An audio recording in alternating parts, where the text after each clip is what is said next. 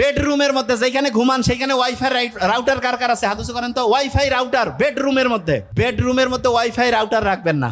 রাখলে কি হবে জানেন? ইলেকট্রোম্যাগনেটিক ফোর্স ব্রেইনের মধ্যে গোসর মোচর লাগাই দিবে, প্যাঁচ লাগাই দিবে ব্রেইনের মধ্যে। দেখবেন যে ঘুম ঠিক হবে না।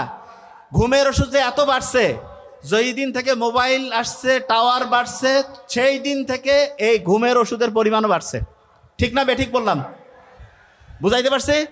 তাহলে প্রত্যেকে আমার মনে হয় যে গাইডলাইনগুলো মোটামুটি বুঝে ফেলছেন। আচ্ছা, ভাইরাসের নাম শুনছেন? ভাইরাস শোনেন, মোবাইলেও ভাইরাস আছে, আবার এই জায়গাতেও ভাইরাস আছে।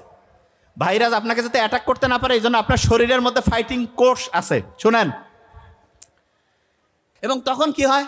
আইলসা হয়ে গেল মেয়ে যখন আইলসা হয়ে যাবে, অলস মস্তিষ্ক শয়তানের কারখানা, সমালোচনা শুরু হয়ে গেল।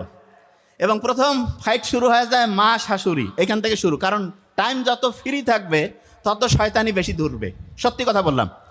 আপনি দেখবেন পরীক্ষা সামনে আসছে, ওই সময় কিন্তু বাড়িতে কোনো ডিস্টার্ব হয় না। কেন? কারণ সবাই কাজে ব্যস্ত, পড়ায় ব্যস্ত। যখনই কাজ নাই, পড়াশোনা নাই, কোনো নির্দিষ্ট লক্ষ্য নাই, দেখবেন এই লোকগুলো সবচাইতে বেশি গাঞ্জাম তৈরি করে।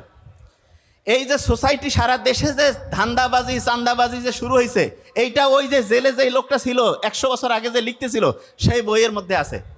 যে আপনি কি বলতেছেন? হ্যাঁ, দেখেন, আপনি এই গোটাল জিনিসটা যখন মিলাবেন অবাক হয়ে যাবেন। আমি তো মাথায় মাথায় মিলাই ফেলছি, আপনারাও মিলাবেন। দেখেন, ওই যে নারী যিনি হচ্ছে কসমেটিক্স ব্যবহার করলো, কি করলো? হরমোনাল ইমব্যালেন্স হয়ে গেল, কাজে কর্মে মন বসে না, বাসায় অলস বসে থাকে, শয়তানি বদমাশি শুরু হয়ে গেল।